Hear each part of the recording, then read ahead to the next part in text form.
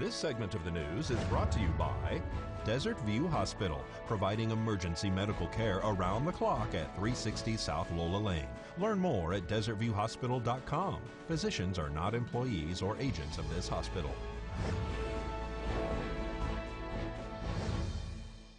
Welcome back to News 46. Here's Angela Miles with your Business First Brief. Topping our news, UPS workers are set to strike in what could become the largest walkout in years. 260,000 union freight workers have authorized a strike. It gives the Teamsters stronger negotiation power ahead of a contract that expires July 31st. Among the issues, making deliveries 7 days a week. UPS started Saturday deliveries a year ago. A company spokesperson for UPS is confident an agreement will be reached. The agency that protects consumers from fraud is making a major change. According to an AP report, a group of experts required by law to meet 2 times per year with the Consumer Financial Protection Bureau has been dissolved by the agency. The agency's leader, Mick Mulvaney, says the board will be reworked, but it's no secret the Trump administration is pro-business and is actively working to reduce regulation. Thanks, Angela. Well, our Nye County District Attorney, Angela Bello, is seeking re-election. So we caught up with Bello in our studio.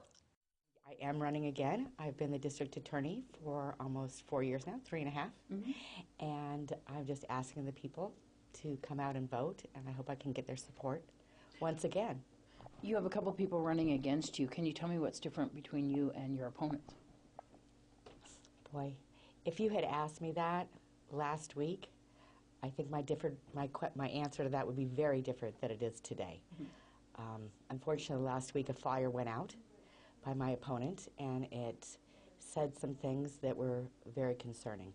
We both voluntarily signed the Code of Fair Campaign Practices Act, and that in that we both agreed to limit our attacks, as far as this office, to our qualifications, or to, and promised not to distort or misrepresent or falsify the facts, right? I mean, that seems simple enough, seems fair enough, and yet these flyers went out last week, and they said some very disturbing things. What did they say? Well, for one, they said, no new taxes, period. That's on his side, and in contrast, for me, he said that new taxes are on the table. Well, the district attorney's job and their role is to prosecute crime here in Nye County, of course, and to provide legal advice to our Board of County Commissioners and its elected officials. So we have absolutely no power or authority to control what our board does with our taxes or how they allocate those taxes. He has been touting himself as a Republican and, in contrast, referring to me as a liberal. And that's pretty outrageous and shocking. I have been an active member of the Republican Party. I'm a member of the local Pahrump Valley Republican Women. My first vote was for Ronald Reagan. I've always been a registered Republican. And in fact, I was a delegate to the Republican National Convention in Cincinnati in 2016. So to refer to me as a liberal is pretty outrageous. What's some of the things that you really want the public to know about you?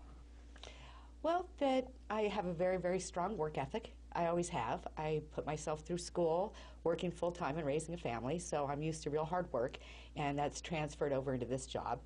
And that I really care. You know, I care that our civil division provides well-reasoned, well-thought-out legal opinions for our board and for our other elected officials. And that I really care that in the criminal division, we provide fair and just outcomes for both defendants and victims. How can people find out more? They can go to my website. They can visit that at angelabellonv.com, or I'm also on Facebook. Police say an intoxicated female was recently arrested at the Best Western for child abuse.